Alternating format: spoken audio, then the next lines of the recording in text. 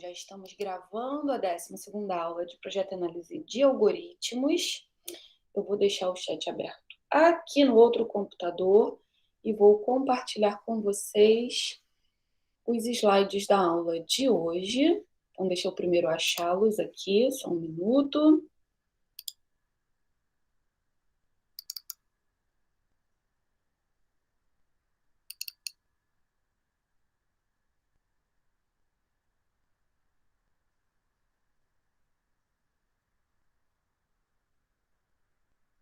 Estou na minha lerdeza de sempre, de quintas-feiras. Achei.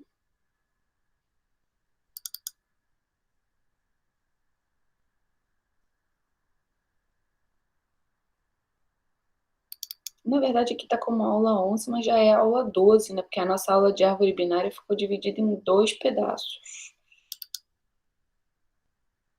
Então, eu vou consertar isso, que está como aula 11. Belezinha. Então, deixa eu permitir aqui a entrada. Eu vou compartilhar com vocês a tela a partir de agora. Compartilhando. Então, bora lá. Já estão vendo minha tela? Espero que sim. Bom, queridos, então, como eu falei, hoje a gente vai falar de tratabilidade. E isso tem tudo a ver com eficiência, né? Que é uma coisa que a gente já falou agora na primeira parte do curso. A gente viu alguns algoritmos que solucionam eficientemente alguns problemas clássicos, né? Em computação. Então, esse é o pontapé inicial para a gente começar a falar, a dividir, né? A particionar os nossos problemas, dividir mesmo, tem problemas que estão em mais de uma classe, mas a gente vai dividir os nossos problemas em classes, né? Em classes de problemas. Então, a gente vai ter aqueles problemas que a gente sabe que são ditos tratáveis, ou seja, que tem um algoritmo eficiente para eles, e a gente tem os problemas que não são tratáveis, e aí a gente vai entrar toda nessa discussão aí do que é isso, né? E como é que a gente faz para mostrar que a gente tem esses problemas que a gente chama de problemas difíceis e tal. Então, essa vai ser a nossa discussão aí das próximas aulas. A gente vai ver como mostrar, né, que esses problemas são difíceis, vai ver alguns exemplos, problemas clássicos, belezinha? Então, vamos começar. Um algoritmo eficiente, como vocês já devem saber, é um algoritmo que tem... É um algoritmo que... Gente, quinta-feira, não, já falei, já expliquei para vocês. Então, vamos lá. Um algoritmo eficiente é aquele que tem... que a complexidade dele, né, ela pode ser expressa por um polinômio no tamanho da entrada desse problema. Então, o algoritmo que a gente chama lá de algoritmo polinomial, algoritmo em tempo polinomial, é justamente isso, né? Então, a gente viu alguns exemplos aí. Então, a gente considera algoritmo eficiente quando aquela medida, né, da complexidade que a gente viu, aquela notação O e tal, ela é um polinômio no tamanho da entrada, beleza? Então, em geral, né, na parte que eu trabalho, a gente está satisfeito em saber que o algoritmo é polinomial, tá? Nem sempre a gente fica tentando encontrar o melhor algoritmo possível para aquele problema, porque muitas vezes a gente só quer saber se a gente consegue resolver aquilo eficientemente ou não. É claro que dependendo da proposta, né, do seu trabalho, do que você quer, de como você quer utilizar aquele problema para a sua necessidade, melhorar a complexidade do algoritmo pode ser bastante importante. Mas, em geral, para os problemas que eu costumo trabalhar, basta a gente fica feliz em simplesmente classificar os problemas, ok? Belezinha? Então, o algoritmo eficiente, a gente já viu vários exemplos e vocês já devem estar acostumados, né, com esse termo aí de eficiência. Então, é aquele algoritmo de tempo polinomial, tá bom? E a gente fala que o problema ele é eficiente quando a gente consegue, né, um algoritmo que seja eficiente para aquele problema, ok? Belezinha? A gente diz que esse tipo de problema, né, ele é um problema tratável e os que não são eficientes são ditos intratáveis. Agora aí a gente tem uma pequena questão, né? Imagina que você tem um problema para você resolver e você tá lá matutando, matutando, matutando e você não consegue um algoritmo eficiente para aquele problema. Isso quer dizer que esse problema é um problema intratável?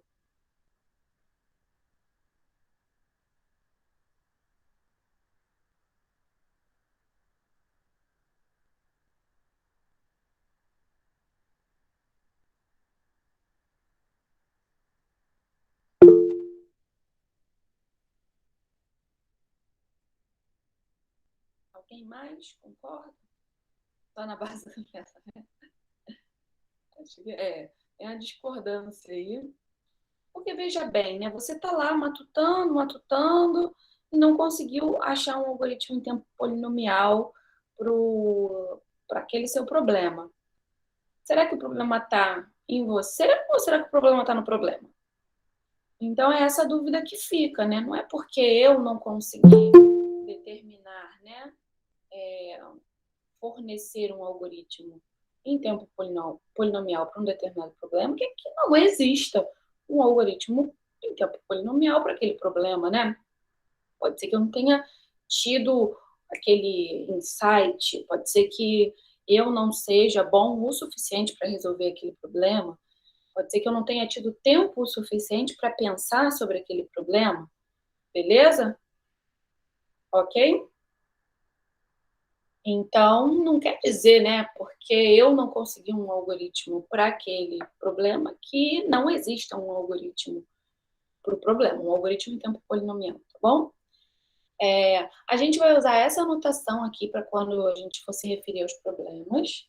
Então, a gente vai chamar o problema π, tá? Aí aqui a gente tem a entrada e a pergunta, tá? Então, são os conjuntos de dados que a gente recebe, o D, e a pergunta que a gente quer resolver no problema π. Ok? Tudo bem? Então, não é porque, vamos supor, eu só consegui um algoritmo força bruta lá para fazer um determinado problema e esse força bruta explode, que não existe um algoritmo que seja mais esperto, né, para solucionar aquela questão proposta pelo problema, tá? Bom, aí a gente vai ver que existem dois tipos de problema: o problema de otimização e o problema de decisão. O problema de otimização, como vocês já devem supor ou já devem saber, né, é um problema que sempre envolve uma minimização ou uma maximização, beleza? Pode ser que envolva os dois, por exemplo. Pode ser que no mesmo problema ele seja um problema de min-max, ele seja um problema de max-min, ok? Por exemplo, vocês lembram o que é, num grafo, o que é um caminho?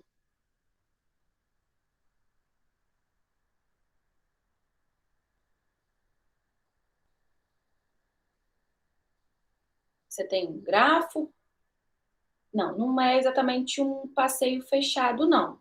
Mas é um tipo de passeio, né? É um passeio especial. É isso. O ciclo é um passeio especial fechado, né? O ciclo é um caminho fechado. Beleza? Um caminho, né, é uma forma lá de ir de um vértice a outro do grafo, digamos assim, sem que a gente tenha repetição de vértices. Beleza? Ok? Então, aí outra pergunta, né? Vocês lembram o que é diâmetro do grafo?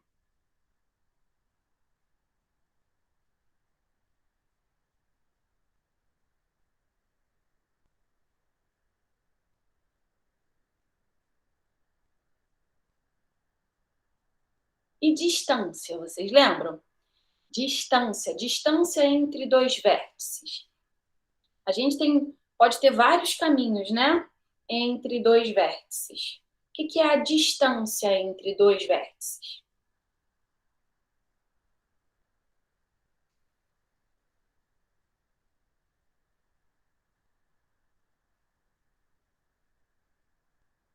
Exato. Tá? Então, eu posso ter vários caminhos lá entre os meus dois vértices, mas quando eu quero computar a distância, eu tenho que computar o menor caminho entre esses dois vértices. E o diâmetro, ele é uma medida, né? Um parâmetro do grafo. Não é uma coisa global, né? Então, distância entre dois vértices e diâmetro, né, é um número, é um parâmetro do grafo. Então, basicamente, como é que a gente faz para calcular o diâmetro? O diâmetro é o maior dos caminhos mínimos, beleza? É a maior das distâncias no grafo. Então, eu vou computar entre todos os pares de vértices quais são as distâncias, ou seja, quais são os caminhos mínimos entre os pares de vértices. E aí, o diâmetro é o maior desses números. Então, eu vou olhar para todos os parezinhos de vértices e vou determinar qual é o maior. Ok?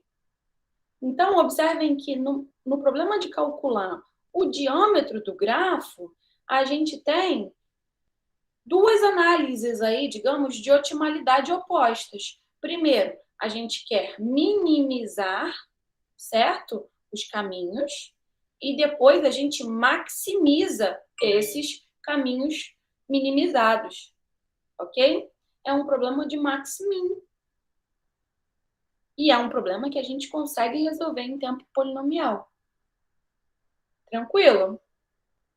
Então, isso foi para dar um exemplo que essas duas coisas elas podem coexistir.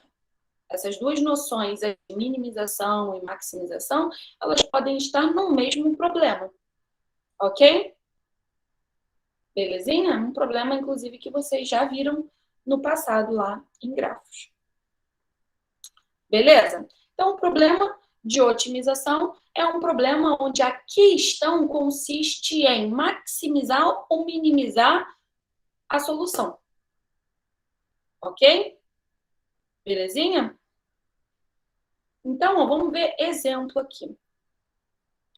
Conjunto independente. Várias revisões aí de grafos, tá? O que é um conjunto independente? Alguém lembra? O que é um conjunto independente?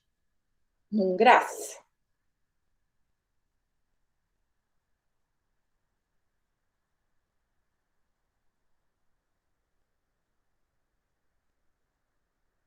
Ouço grilos? Ninguém lembra? Ninguém consegue assim, mesmo que não lembre exatamente, pensar independente, conjunto independente. Pô, um grafo ele é formado por quê? Por vértices e arestas, né?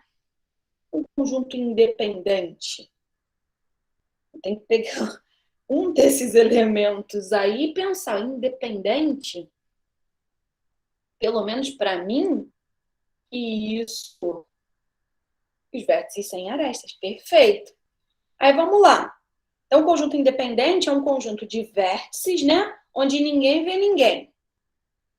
E aí eu tenho que pensar o seguinte: faz sentido eu minimizar conjunto independente? Ou seja, estou olhando lá para o meu gráfico e eu quero saber qual é o menor conjunto independente daquele gráfico.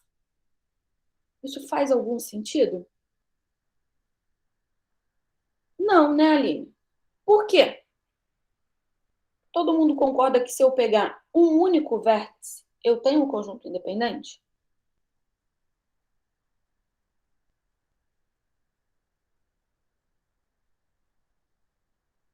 Beleza? Então, não faz sentido. O menor conjunto independente num grafo que tem pelo menos um vértice é 1. Tem tamanho 1. Ok? Então, quando a gente pensa em conjunto independente, e aí, gente, eu sempre vou ficar forçando vocês a pensarem no que faz sentido aí a gente trabalhar, justamente para vocês não precisarem memorizar as coisas, sabe? É claro que precisa saber o conceito, o que é o conjunto independente, mas sabendo o conceito, vocês conseguem pensar no como é que seria o problema que faz sentido, ok?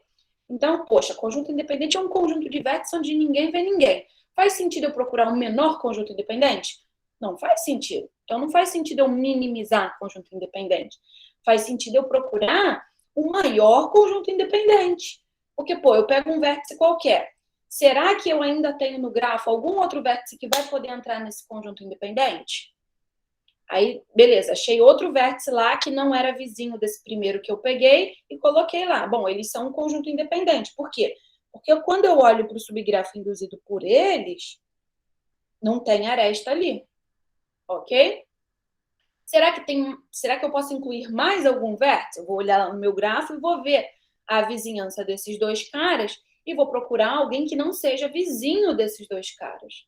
E assim sucessivamente. Beleza? Se alguém estiver tendo dificuldade, dá uma passada lá no YouTube e assiste de novo aquelas aulinhas lá de maximal, máximo, subgrafo induzido, tá bom? Vai ser importante agora para essa parte, tá? Que a gente vai falar um pouquinho aí de grafos. Ok? Então, aqui, ó, o problema do conjunto independente, na versão de otimização, é um problema onde a gente tem como entrada. E aqui é muito, muito, muito, muito, muito, muito, muito, muito, muito importante saber a entrada para o seu problema. Tá bom? Beleza? É muito importante, por quê? Porque, ó, aqui, ó, né, a gente sempre leva em consideração esse conjunto de entrada.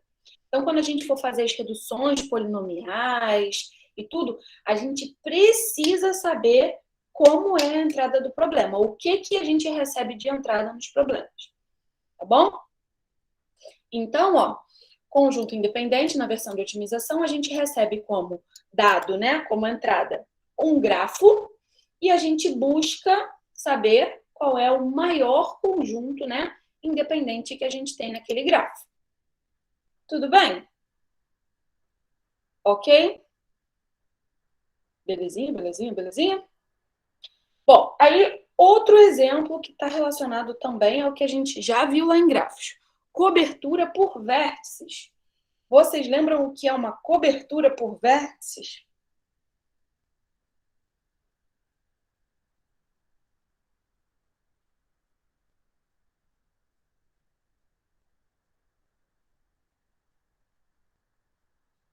Olha os grilos aí de novo. Vamos lá, vamos tentar raciocinar pelo nome. Tem a ver um pouco com isso, sim.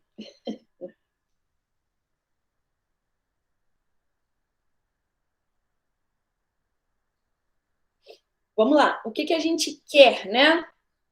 A gente quer uma cobertura. Então, a gente quer cobrir alguma coisa.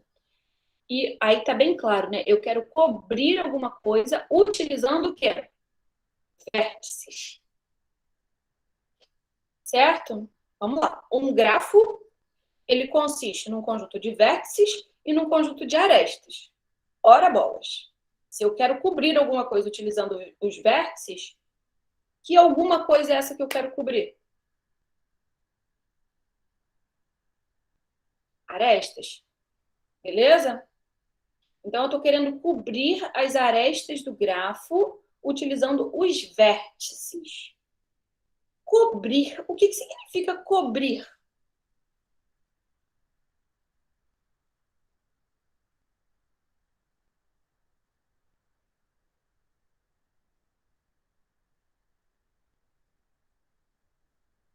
Eu quero pegar alguns vértices, alcançar isso. Eu quero abraçar todo mundo, né? Utilizando os vértices. Então, eu quero saber lá quais vértices eu tenho que colocar num determinado conjunto, de modo que eu consiga alcançar todo mundo, abraçar todas as arestas do meu grafo.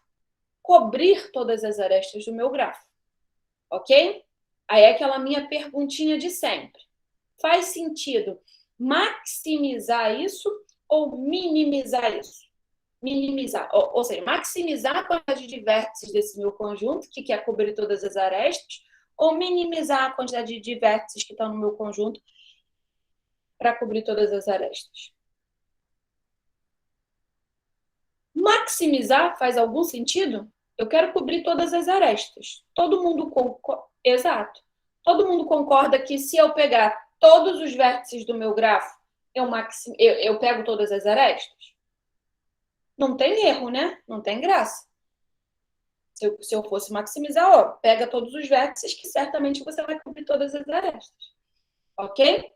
Então, o problema da cobertura, diferentemente do problema do conjunto independente, né? O conjunto independente a gente quer maximizar, o problema da cobertura a gente quer minimizar. Inclusive, tem uma aula muito bonitinha falando sobre cobertura e conjunto independente. Tá bom? Lá no YouTube.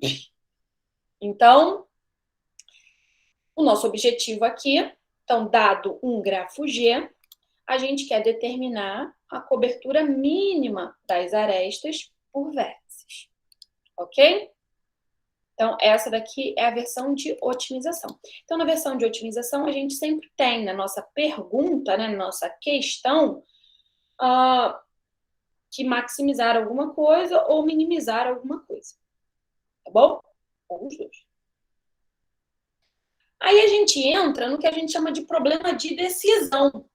O problema de decisão, diferentemente do problema de otimização, a resposta que sai desse tipo de problema é somente sim ou não. Beleza? Então, problema de decisão é aquele é aquele que a pergunta você consegue responder com sim ou com não. São as únicas respostas possíveis. Belezinha? E aí, a gente sempre consegue transformar um problema de otimização num problema de decisão associado, tá? Para isso, a gente vai continuar, né, com o mesmo conjunto de entrada e a gente vai ter um valor, um inteiro K, que vai aparecer no nosso problema. Porque agora eu quero transpor essa questão, olha, determine o conjunto mínimo. Eu vou mudar isso daí para uma pergunta assim: existe conjunto com tamanho até tal tamanho? Até K? Ou existe conjunto com tamanho maior do que K? Porque vocês concordam que esse tipo de pergunta eu consigo responder com sim ou não? Beleza? Então, ao invés agora de pedir, ó, determine o conjunto mínimo, determine o conjunto máximo, o que a gente vai fazer? A gente vai criar uma pergunta equivalente, né? Que pode ser respondida por sim ou não. Então, ao invés de determinar o conjunto mínimo, a gente vai perguntar, ó, existe conjunto de tamanho no máximo K? Existe conjunto de tamanho no mínimo K? Daí para cima? O máximo que você conseguir? Beleza? Então, vai ser isso. É dessa forma, né, que a gente vai sair de um problema de otimização e passar para um problema de decisão. Tá bom? Em geral, a gente vai trabalhar com problemas de decisão. Ok? Então, ó, a questão que a gente vai fazer é saber se a solução, né, que a gente quer encontrar é menor ou igual a K, ou seja, é no máximo K. Mais do que isso não serve para mim. Ok? Então, para o problema de minimização. Ou se a solução é maior ou igual a K. Ou seja, o céu é o limite, é de K para cima. Eu quero maximizar essa birosca. Tranquilo? Beleza? Então, ó, vamos ver os problemas que a gente viu, talvez mais alguns problemas na versão de decisão. Então, o conjunto independente, né? onde fazia sentido maximizar, né, o nosso conjunto independente, agora, como entrada, a gente tem o quê? Um grafo, e além do grafo, como eu falei para vocês, a gente tem um número inteiro que está limitado aqui pela quantidade de vértices do meu grafo. Todo mundo concorda que esse inteiro aqui não poderia ser maior do que a quantidade de vértices do meu grafo?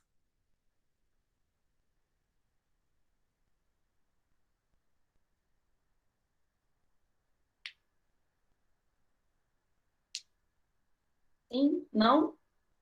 Esse inteiro aí é que vai limitar o tamanho do meu conjunto independente. Vou repetir.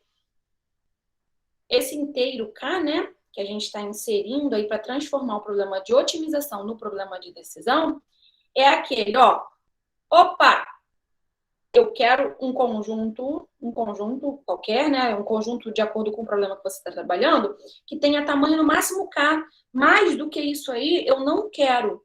Esse vai ser a transformação do problema de minimização. Quando a gente for transformar um problema de maximização numa versão de decisão, o inteiro K é o daí para cima. Eu quero saber se dá para fazer melhor do que isso. Beleza? Então, todo mundo concorda aqui, ó, que no problema do conjunto independente, esse inteiro que está sendo dado, ele é limitado pela quantidade de vértices do meu grafo. Afinal, o meu conjunto independente ele é formado por vértices, né? Então, não tem como esse número máximo aí que eu estou buscando ser maior do que o próprio conjunto de vértices do grafo. Beleza? Ok? Tranquilão? Então, a transformação, né, lá da versão de otimização para a versão de decisão é basicamente isso. Se eu tenho lá na versão de otimização um problema de maximização, na minha pergunta, aqui na minha questão, eu vou perguntar se existe uma solução para o problema, ou seja, se existe um conjunto independente de tamanho maior ou igual a K. Ok? Beleza? Então, a entrada se modifica, por quê? Porque a gente acrescenta esse inteiro aqui na entrada, ok? E a pergunta, ora, se o problema era de maximização, maior ou igual. Se o problema era de minimização, menor ou igual. Ok? Todo mundo concorda que eu só consigo responder essa pergunta aqui de duas formas? G possui um conjunto independente de tamanho maior ou igual a K? Ou bem eu respondo sim, ou bem eu respondo não. Beleza? Ok? Então, isso é um problema de decisão. Problemas de decisão são aqueles cuja a resposta, né, para a pergunta que está lá no nosso problema é sim ou não. Vocês devem lembrar isso de LFA também. Lembra lá dos decisores? Ok? Bom, cobertura por vértices foi o outro problema que a gente viu.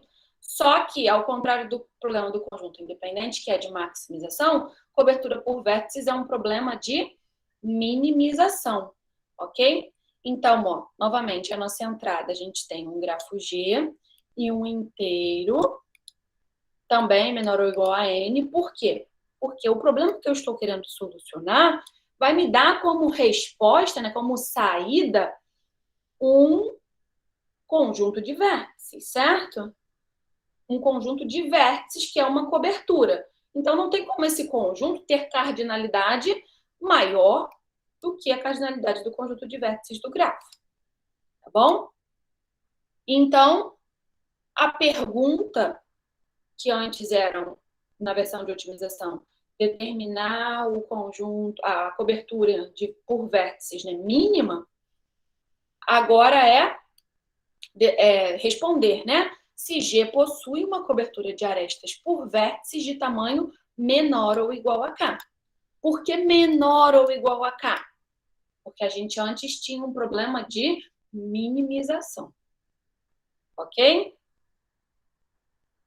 Belezinha? Novamente, a essa questão aí, a gente responde sim ou não. Por isso é que a gente tem uma versão de decisão. Ok?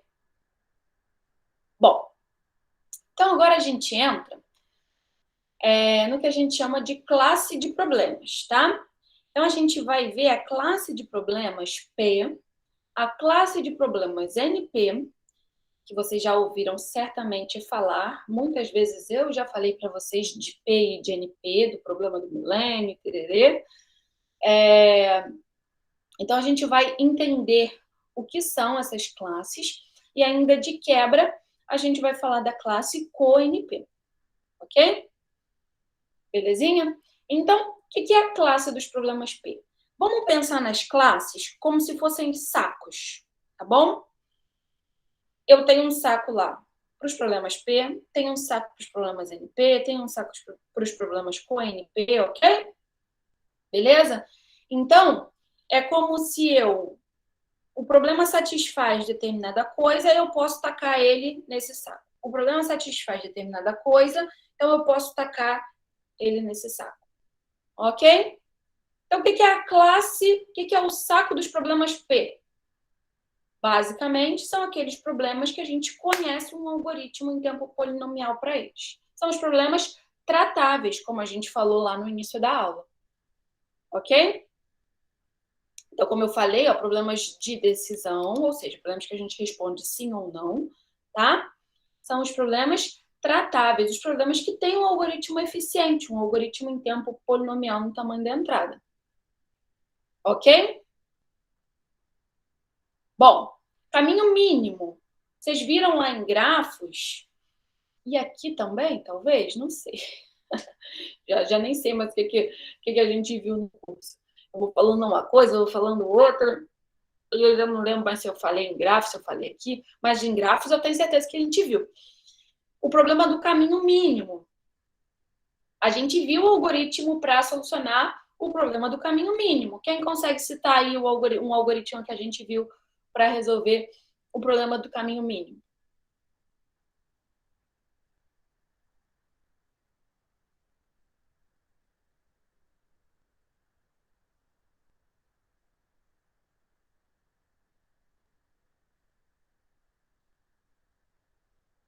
Tem mais. Perfeito. Ih, escreveu bonitinho, hein?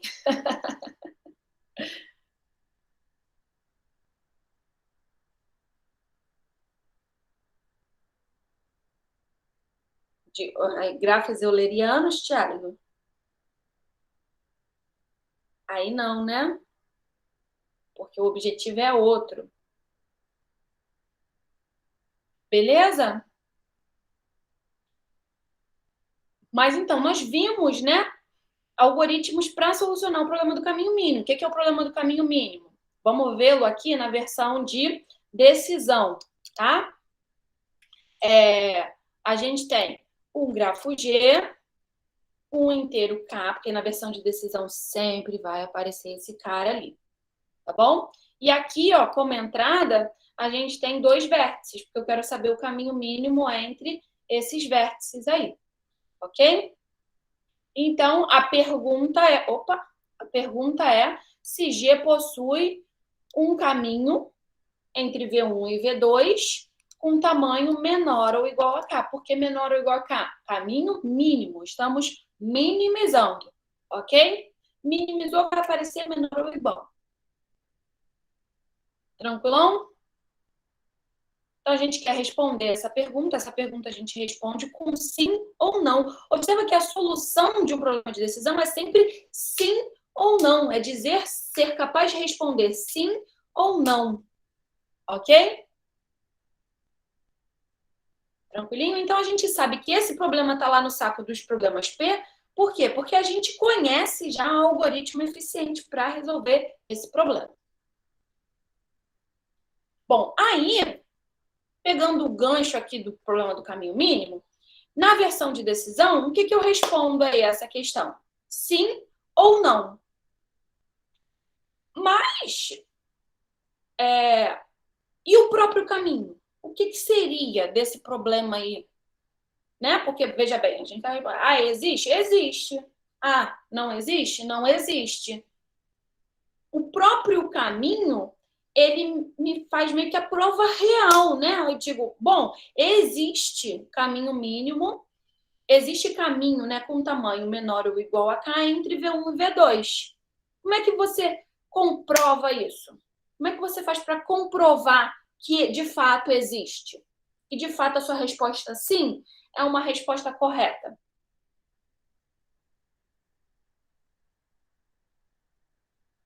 Exibindo o caminho.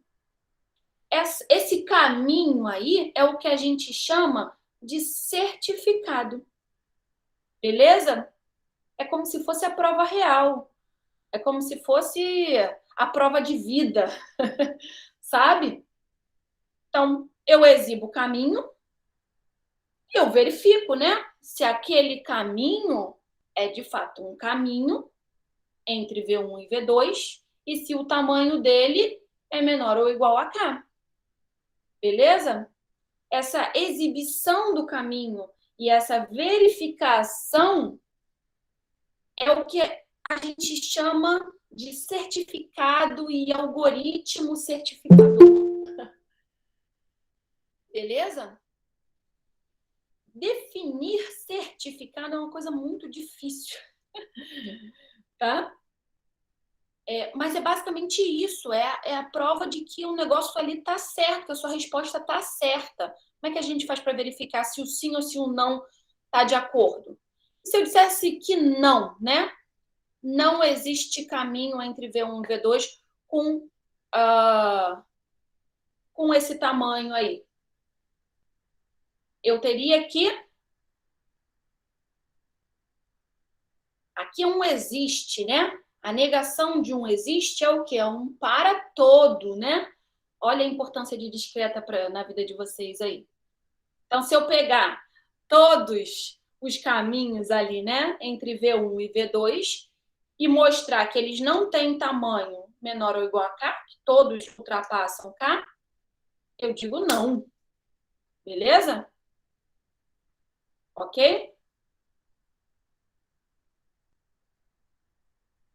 Então, meus amores, o que é o certificado? Então, a gente tem um problema de decisão.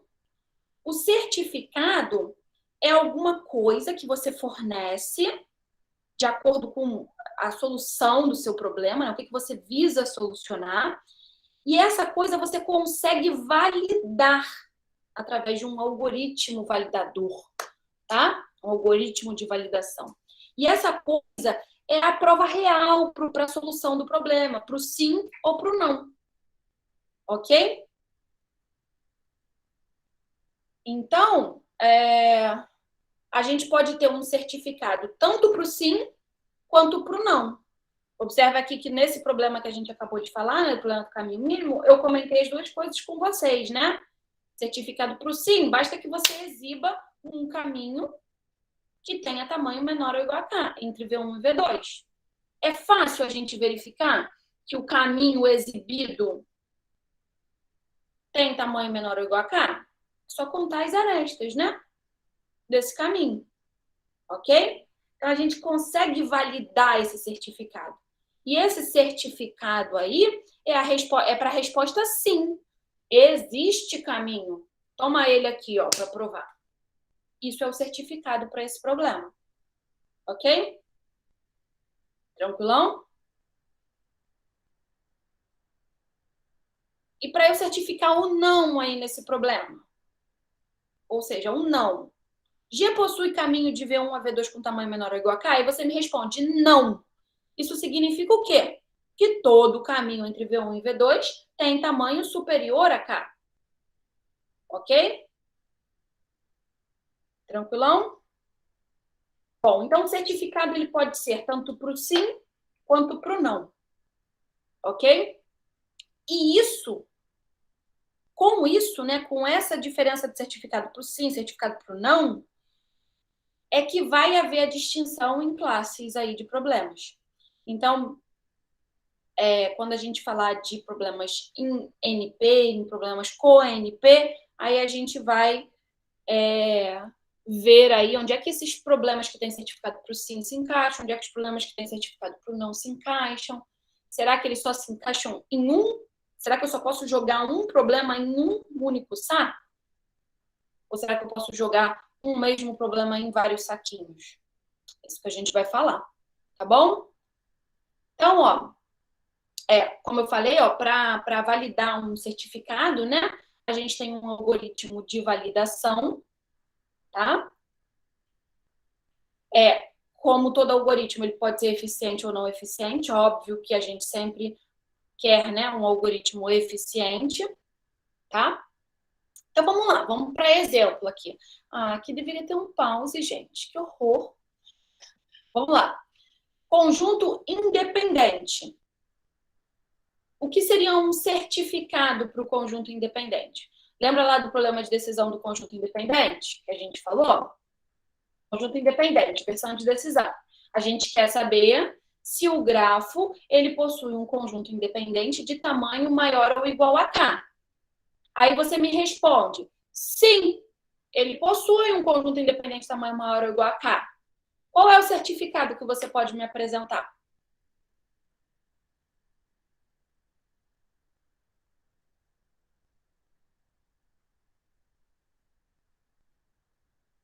Um conjunto de quê, Aline?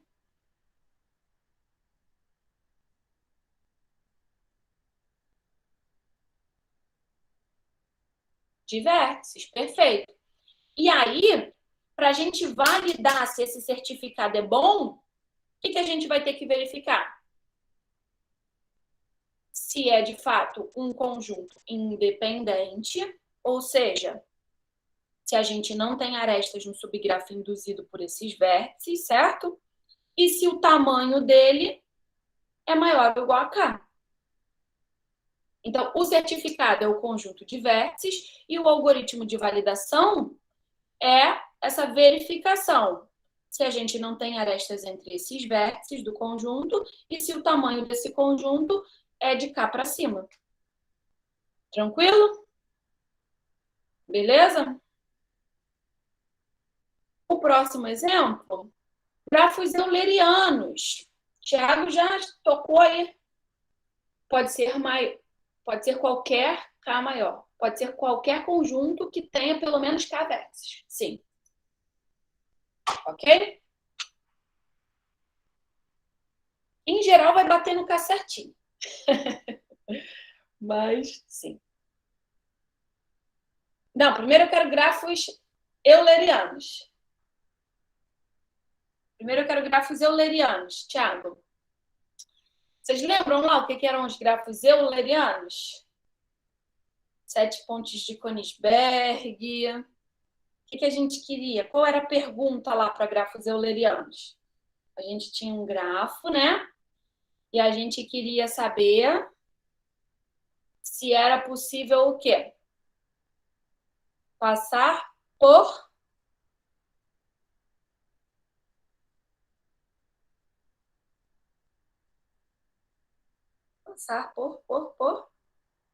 arestas ou vértices?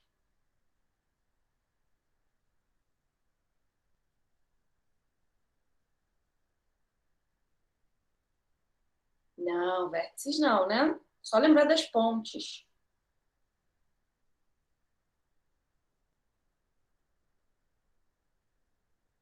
A gente quer passar por todas as arestas do grafo sem repetição, né? E voltar ao ponto de partida. Vocês lembram que a gente isso uma única vez e voltar ao ponto inicial, né? Vocês lembram que a gente viu o teorema de Euler, que dizia para a gente que um grafo é euleriano se somente se os vértices têm grau par, né? E isso a gente consegue verificar em tempo polinomial, né? Basta eu pegar a sequência lá de vértices do grafo e olhar, opa, todo mundo tem grau par, então o grafo é euleriano.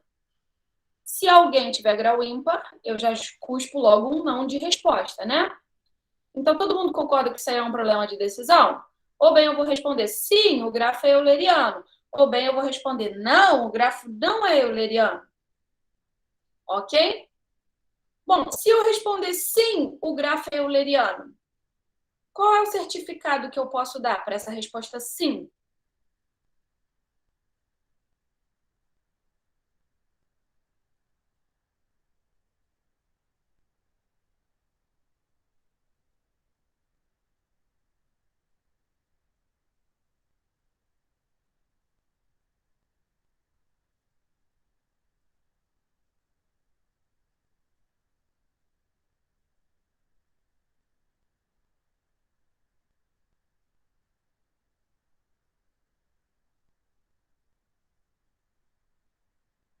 Como é que eu provo lá que eu estou respondendo certo?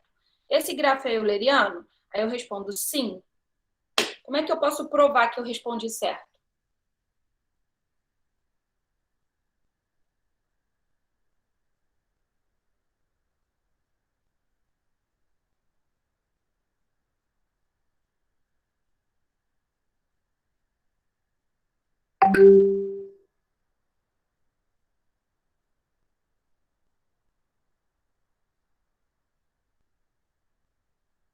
Pegando o conjunto complementar? Como assim?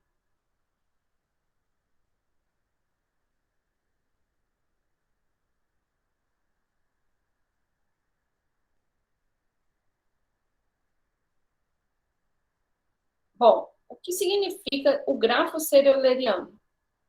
Significa que existe show, um bom certificado, Aline, mostrando que todo vértice tem grau par. Então, eu posso simplesmente exibir, né, a sequência de graus do grafo, ok?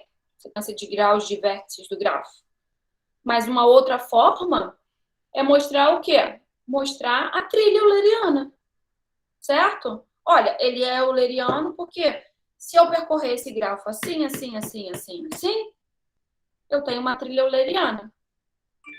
Então, esse é o primeiro certificado que está aparecendo aí para vocês, ó, grafos eulerianos. Certificado 1, eu posso apresentar uma lista ordenada dos vértices. E aí, o que o meu algoritmo de validação ele vai ter que fazer? Ele vai ter que verificar se essa lista, né, se ela dá de fato uma trilha euleriana. Ou seja, se existem arestas entre os vértices consecutivos e se não há repetição de arestas e se a gente volta ao ponto de partida. Se isso tudo acontecer, a gente sabe que, de fato, aquela lista ali de vértices, aquela sequência ordenada ali de vértices que a gente tem, é uma trilha euleriana e, portanto, o meu sim está validado. A outra forma que a gente pode fazer é utilizando o teorema de Euler, como a Aline falou aí, que seria o certificado 2. Se eu apresentar a sequência de graus de vértices do grafo, eu olhar lá, todo mundo tem grau par, eu tenho um certificado para o sim. Belezinha? Ok? Tudo bem? Então, o certificado é a sequência de graus dos vértices e o algoritmo de validação, basicamente, ele vai percorrer essa sequência e vai verificar se os vértices têm grau par. Se tiver, se todos os vértices tiverem grau par, o certificado para o sim, né, está validado. Isso também serve, essa sequência de graus dos vértices do grafo também serve para certificado do não, né? Na verdade, inclusive, para o não, basta exibir, né, um vértice que tenha grau ímpar. Olha, ele não é euleriano. Por quê? Porque tem esse vértice aqui, ó, que tem grau ímpar. Ok? Belezinha? Tudo bem? Então, dois exemplos aí de problemas e de certificados para esses problemas. Bom, aí a gente vai entrar na classe NP de problemas. O que é a classe NP de problemas? Bom, a classe NP de problemas são aqueles problemas que têm um certificado para o sim e um algoritmo de validação desse certificado em tempo polinomial. Ok? Beleza? Então, você olhou para um problema lá e você sabe certificar e validar esse certificado em tempo polinomial, você pode jogar esse problema no saquinho dos problemas NP. Ok? Então, por exemplo, voltando aqui. Grafos eulerianos estão na classe NP? Bom, toda vez que eu perguntar isso para vocês, o que o cérebro de vocês tem que ir lá e pensar? Bom, estar na classe NP, estar na classe NP significa possuir um certificado e um algoritmo de validação em tempo polinomial para esse certificado. Então, eu vou olhar para grafos eulerianos. Eu sei um certificado, na verdade ali eu estou apresentando dois, inclusive, para o SIM, né? Ó, importante, classe NP certificado para o SIM, tá? Quando eu respondo sim, eu sei apresentar a prova real e eu sei validar essa prova real em tempo polinomial. Beleza? Tranquilo? Eu posso tanto apresentar a sequência de grafos dos vértices, e aí como é que eu valido em tempo polinomial? Basta percorrer e verificar se os graus todos são pares. Então, eu já posso afirmar, por esse certificado, por essa validação, que grafos eulerianos estão em NP. Ok? O outro certificado é a mesma coisa, né? Eu sei certificar, eu posso apresentar uma sequência lá dos vértices. Eu sei verificar também em tempo polinomial. Eu só vou verificar se entre os vértices dessa sequência sempre tem arestas, se as arestas não se repetem e se eu começo e termino no mesmo lugar. Eu consigo fazer isso em tempo polinomial. Então, eu garanto que grafos eulerianos estão lá no saquinho do NP. Beleza? Conjunto independente. Esse certificado aqui, ó, um subconjunto dos vértices do grafo, ele é um certificado para o sim, né? Olha, tem um conjunto independente de tamanho maior ou igual a K. Ah, tem? Qual é? Esse aqui, ó. Pum. Mostrei. É fácil, eu consigo verificar eficientemente que esse conjunto ali é um conjunto independente em tempo polinomial? Consigo, né? Eu vou olhar para o subgrafo induzido por esses vértices que eu estou apresentando como certificado. Vou verificar se esse subgrafo é um subgrafo que não possui arestas e vou contar a quantidade de vértices que tem lá. Ok? Então, eu também consigo verificar essa solução aí em tempo polinomial. E essa solução é uma solução para o sim, né? Então, conjunto independente também é um problema que está na classe NP. Belezinha? Então, vamos lá.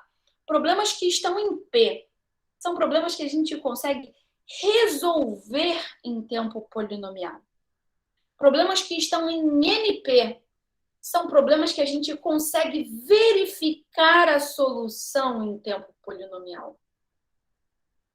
Sacaram a diferença? Eu não sei se eu consigo resolver esses problemas aí em tempo polinomial, os problemas que estão em NP.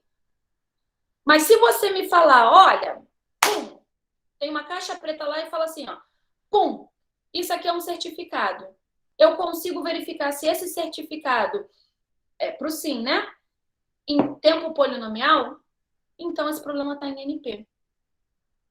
Então, problemas em P eu consigo solucionar em tempo polinomial, ou seja, responder o sim ou não em tempo polinomial.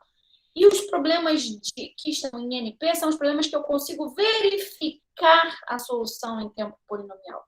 Ou seja, dizer se aquilo ali que eu estou apresentando é de fato uma solução ou não, uma solução para o sim do problema. Sacaram? Sacaram a diferença? E aí a pergunta do milênio é exatamente essa. Será que resolver um problema é tão difícil quanto verificar uma solução do problema?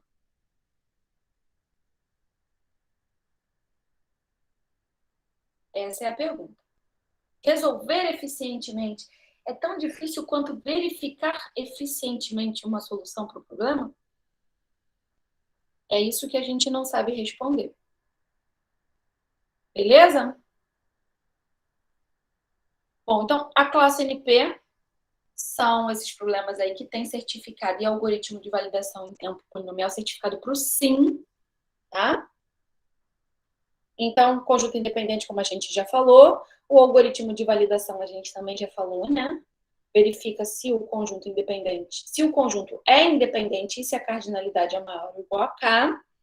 Isso a gente faz em tempo polinomial. Grafos eulerianos, a gente viu 2 certificados. O primeiro certificado era uma lista dos vértices. Então, a gente, basicamente, no algoritmo de validação, verifica se é uma trilha euleriana. Eu consigo fazer isso em tempo polinomial. Portanto, tem um certificado para o sim, validado em tempo polinomial, significa que esse problema está na classe NP. A mesma coisa para o certificado 2, que é o da sequência dos graus dos vértices. Basicamente, eu só percorro essa sequência e verifico se todo mundo tem grau par. Tá? Cobertura por vértices. A gente viu esse problema, né? A versão de decisão. O que seria um certificado? É um conjunto de vértices, certo? E o que eu vou ter que verificar para saber se de fato isso é uma solução para o meu problema? Respondi sim. Existe uma cobertura de vértices pequenininha lá? Menor ou igual a K? Existe, sim. Toma ela aí, ó. É esse conjunto de vértices aí do grafo. Aí, o que o algoritmo de validação ele tem que fazer? Ele tem que verificar o quê? O tamanho dessa cobertura e se é de fato uma cobertura. Ou seja, se de fato a gente consegue tocar em todas as arestas utilizando esses vértices. Belezinha? Então, a gente verifica, né? Se quando eu tiro. Quem não lembra disso pode voltar lá no vídeo, né? Do YouTube. Tem isso lá. Eu pego o meu conjunto de vértices, removo os vértices que estão na cobertura. Se esses vértices estão na cobertura das arestas, ou seja, eles tocam todas as arestas. Então, quando eu remover esses vértices, todas as arestas do meu grafo têm que ir embora. Por quê? Porque se sobrar alguma aresta lá quando eu removo esses vértices, significa que esses vértices não estavam tocando essa aresta. Então, essa aresta não estava sendo coberta, certo? Então, basicamente, o algoritmo de verificação pega os vértices do grafo, remove esse conjunto V1 e verifica se o subgrafo induzido, né, por esse novo conjunto de vértices é um conjunto independente. Ok? E verifica a cardinalidade lá desse conjunto V1 aqui. Belezinha? Então, consigo fazer isso em tempo polinomial. Tem um certificado para o sim, validado em tempo polinomial. Significa que esse problema está em NP. Ok? Caminho mínimo. Caminho mínimo. Qual seria um certificado? Caminho mínimo, a entrada era o quê? Um grafo, um inteiro, K, né? E 2 vértices. Eu quero saber se existe um caminho entre esses 2 vértices de tamanho menor ou igual a K. Qual seria um certificado, então, para o caminho mínimo?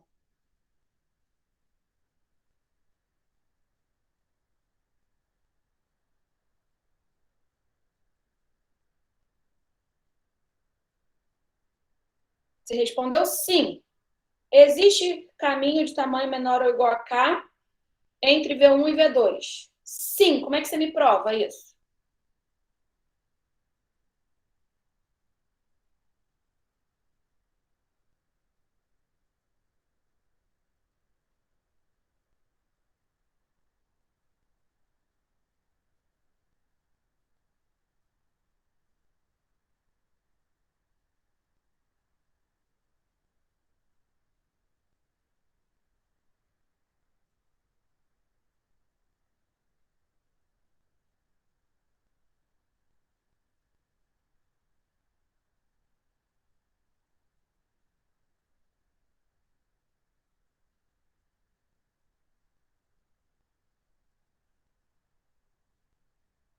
Bom, eu vou deixar como exercício para vocês pensarem, tá bom? A primeira observação é a seguinte: a classe dos problemas P, ela está contida na classe dos problemas NP. Observe o seguinte: o que são os problemas em P? São aqueles problemas que a gente consegue solucionar. Eu sei responder em tempo eficiente o sim ou o não. Eu sei a solução. Então, se eu sei a solução, eu consigo certificar, validar essa solução, certo? Eu sei resolver. A resposta, eu sei que ela é resposta para aquele problema, que ela é solução para aquele problema. Por quê? Porque justamente eu consigo validar essa solução, ou seja, mostrar que essa solução é de fato uma solução. E eu consigo fazer isso em tempo polinomial, porque eu resolvo o problema em tempo polinomial. Então, todos os problemas que estão em P estão também em NP. Então, por isso que eu falei para vocês. Será que eu joguei um problema lá no saquinho do P? Será que ele não pode mais participar de nenhum outro saquinho? Não, não é verdade. Todo problema que está em P está também no saquinho do NP, tá? Então, P está inteiramente contido em NP. A pergunta do milênio é se NP está contido em P, ou seja, se existe uma igualdade aí entre esses conjuntos. Novamente, a importância de discreta aí na vida de vocês. Então, a gente tem isso aí, né? O P está contido em NP. O que a gente quer saber é se, de fato, os problemas que estão aqui, se não existe um algoritmo em tempo polinomial para esses caras, né? Esses problemas que estão aqui, a princípio, a gente só sabe verificar a solução em tempo polinomial. Verificar a solução. É diferente de resolver em tempo polinomial. Ok? Então, esse é o problema do milênio. E é sobre isso que fala o artigo da Celina que eu falei para vocês. Inclusive, eu acho que já está disponível esse artigo lá no SIGA, tá bom?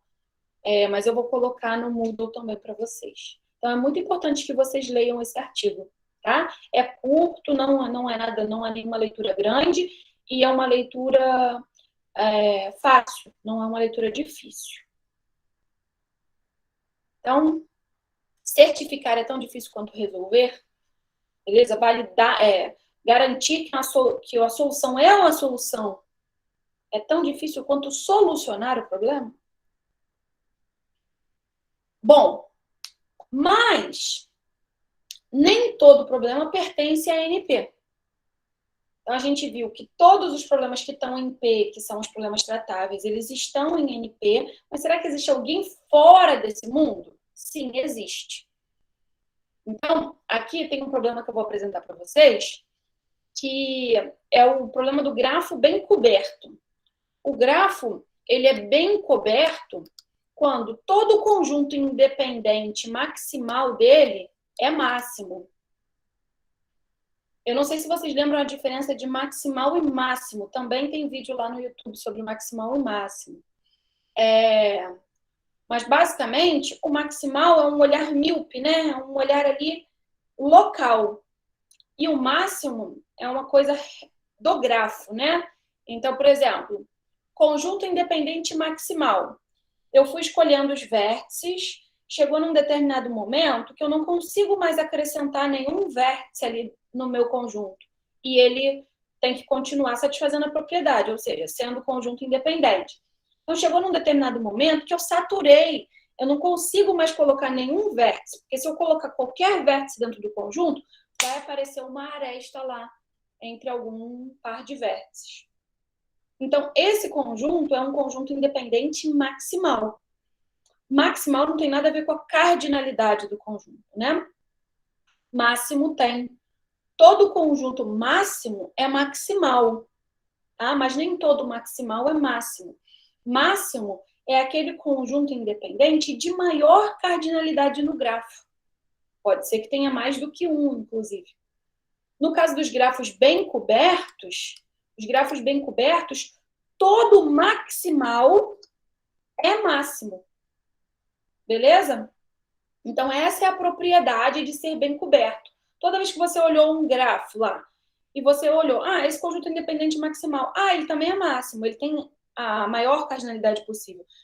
Esse aqui também é. Achou todos os conjuntos independentes do grafo maximais e viu que a cardinalidade deles é igual, então você pode dizer que esse grafo é bem coberto. Aí é que está a grande dificuldade, né? Porque como é que se determina eficientemente todos os conjuntos independentes maximais do grafo? Agora, observem o seguinte. Se eu estou lá nas minhas tentativas de criação de conjuntos independentes maximais. Não. Todo máximo é maximal, mas nem todo maximal é máximo. Porque nem todo maximal tem a maior cardinalidade possível no grafo. Tá bom? O maximal é local, o máximo é global. Agora, então entenderam o que é ser bem coberto? Ser bem coberto é o seguinte: olhei para todos os conjuntos independentes maximais que eu tenho e vi que eles têm a mesma cardinalidade. Ou seja, eles são máximos. Beleza? Isso é ser bem coberto. Só que a dificuldade está exatamente aí. Como é que eu vou olhar para todos os conjuntos maximais, independentes maximais do meu grafo? Eficientemente, né? Agora, se de repente eu encontrar dois conjuntos maximais de cardinalidades diferentes, eu posso responder na hora o quê? Esse grafo não é bem coberto. Por que ele não é bem coberto? Porque, olha só, esse conjunto aqui e esse conjunto aqui são independentes, são maximais e um é maior do que o outro. Beleza?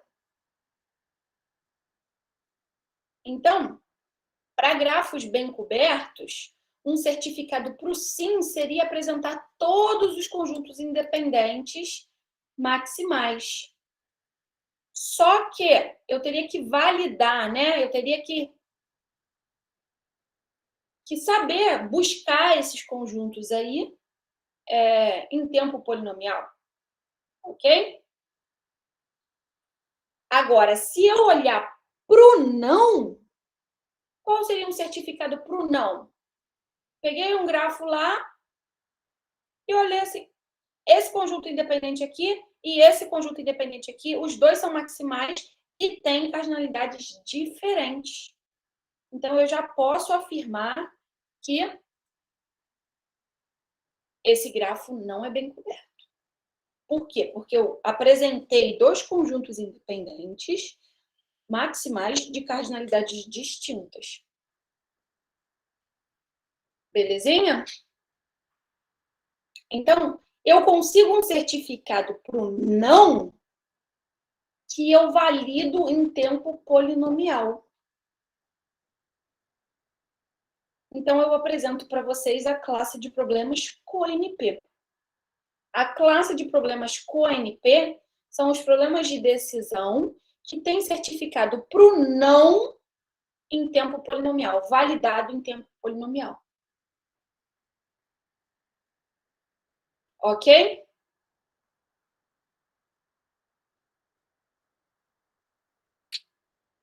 Belezinha? Então, decidir se um grafo é bem coberto é um problema que está em CoNP.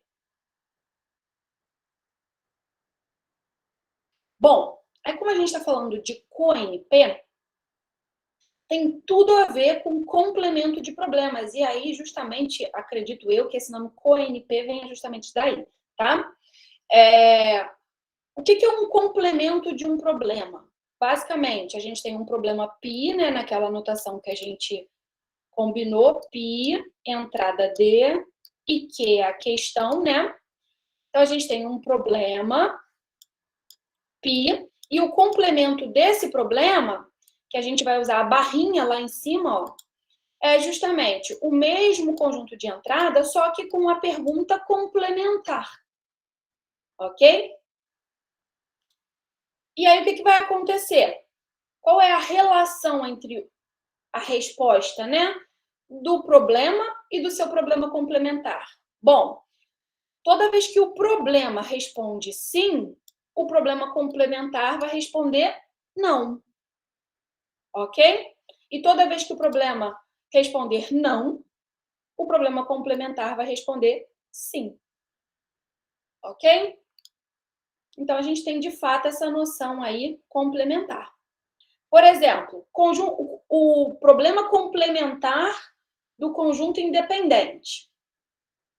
Bom, a mesma entrada que a gente tinha para conjunto independente, só que agora a gente tem que pensar na pergunta complementar. Então, vamos primeiro pensar qual era a pergunta de conjunto independente. Existe um conjunto independente de tamanho maior ou igual a K?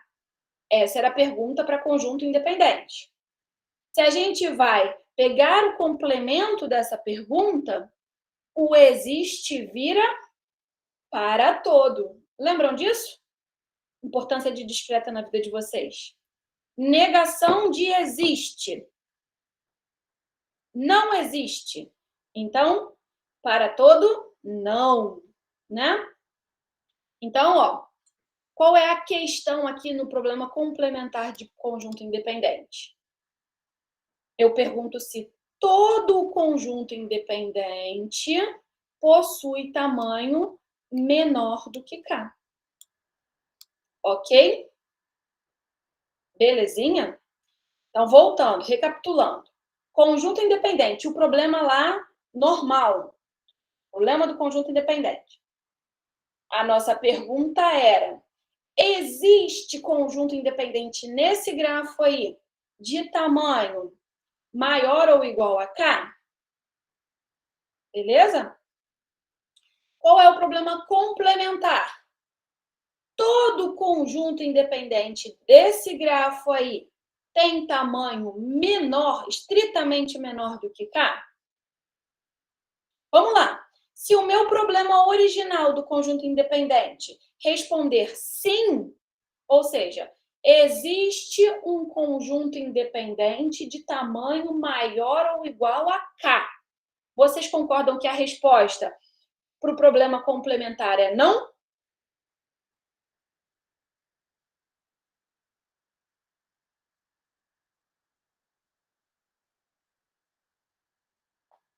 Se existe um conjunto independente com tamanho maior ou igual a K, então nem todo conjunto independente possui tamanho menor do que K, concordam?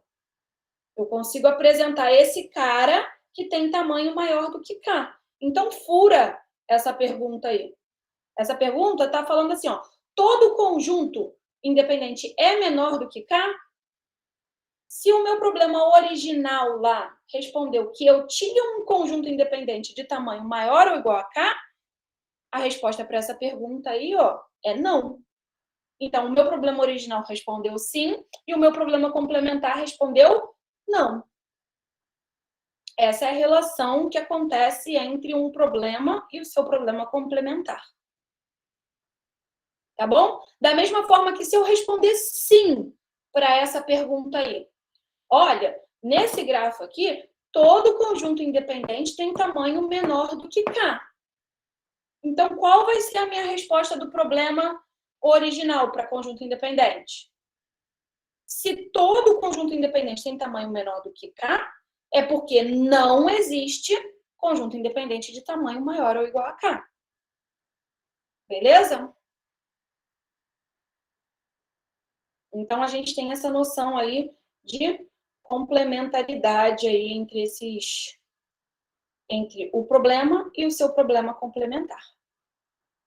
Como já era de se esperar, né?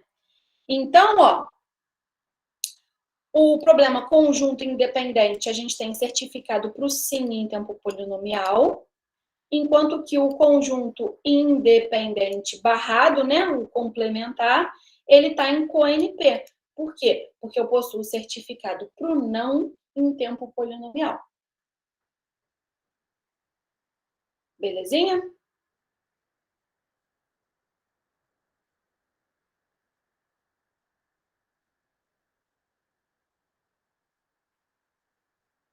Outro exemplo aí é o complemento do grafo bem coberto, né? A gente já tinha visto que grafo bem coberto estava em CONP. Eu tinha certificado para o não em tempo polinomial. Qual é o problema complementar de grafo bem coberto? Bom, existe um conjunto independente maximal de G que não seja máximo? Problema original, grafo bem coberto. Todo conjunto independente maximal é máximo. A negação disso é: existe algum conjunto independente maximal que não seja máximo? Bom, aí o sim para essa pergunta é fácil da gente verificar, né? Se eu apresentar dois conjuntos com cardinalidades distintas, eu consigo basicamente verificar as cardinalidades e se esses conjuntos são independentes maximais em tempo polinomial. Então, enquanto que o problema grafo bem coberto tem certificado para o não em tempo polinomial, o seu problema complementar tem certificado para o sim. Ok? Então, grafo bem coberto está em CONP e o complemento de grafo bem coberto está em NP.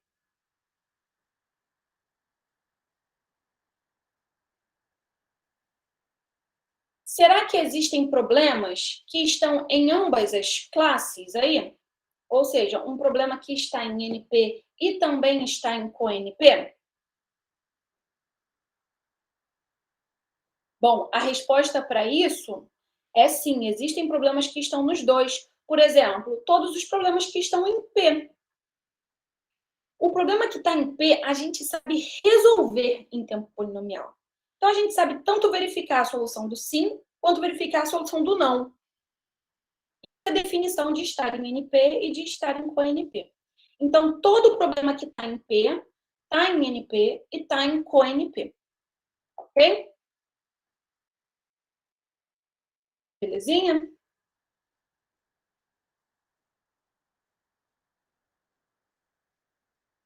E aqui, outro exemplo para vocês, que é a fatoração de inteiros. Eu acho que eu...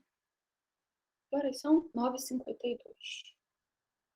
Acho que dá tempo de finalizar. Vamos lá. A fatoração de inteiros. Então, a gente tem inteiros positivos, dois inteiros positivos, M e K. E a pergunta é... Opa, voltei. Se existe um fator primo, P, que eu estou chamando de P, desse cara aqui, de modo que o P está entre 1 e K. Observa aqui, obviamente não pode ser o 1 aqui. Ok? Bom, aí eu pergunto, se esse problema está em NP, o que isso significa? Significa se eu sou capaz de fornecer um certificado e verificar esse certificado para o sim e verificar esse certificado para o sim em tempo polinomial. Bom, é um existe, né? Existe um fator primo? Para certificar o sim, então, basta que eu exiba esse fator primo, concordam? E aí, como é que o meu algoritmo de validação ele vai ver? O que ele vai ter que fazer? Ele vai ter que verificar se de fato, né, o que eu estou exibindo é primo, se ele é um fator do M, certo? E se ele está entre 1 e K. Ok?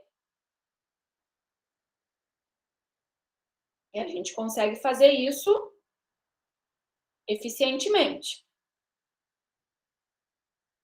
Agora, será que existe certificado para o não em tempo polinomial?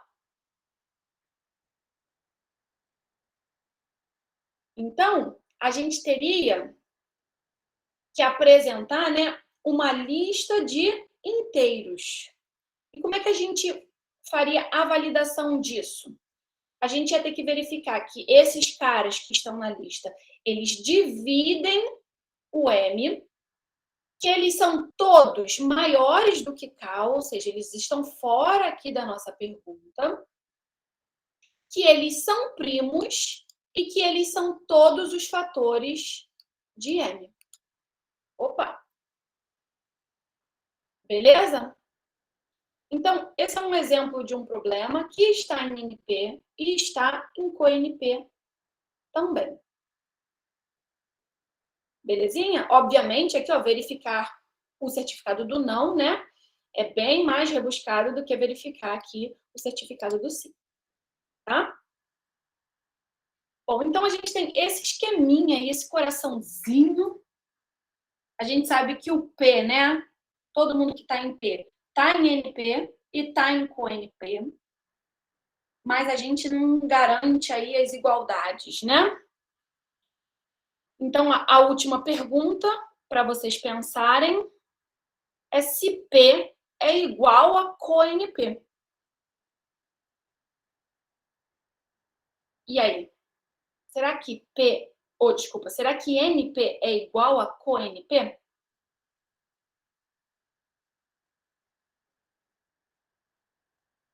O que vocês acham? Alguém chuta?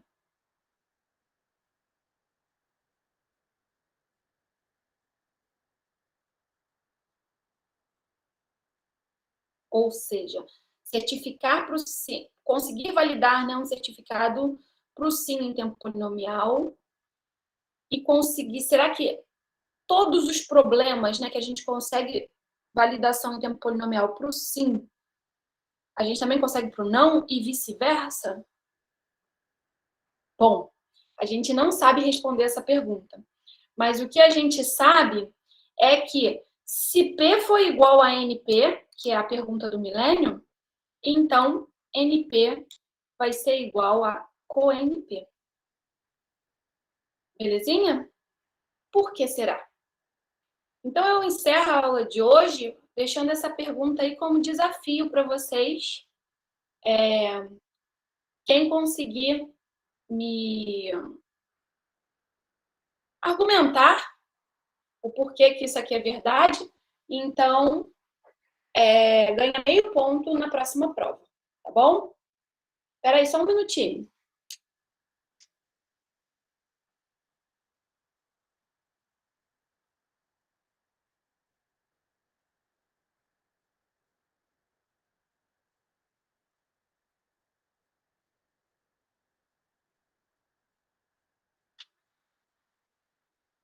Beleza? Então, se alguém conseguir, até hoje de noite, tá? Me mandar, pode mandar por e-mail, ganha meio ponto na próxima prova, na P2. Tá bom, meus amores? Eu vou fazer a chamada de vocês. Deixa eu parar aqui a gravação.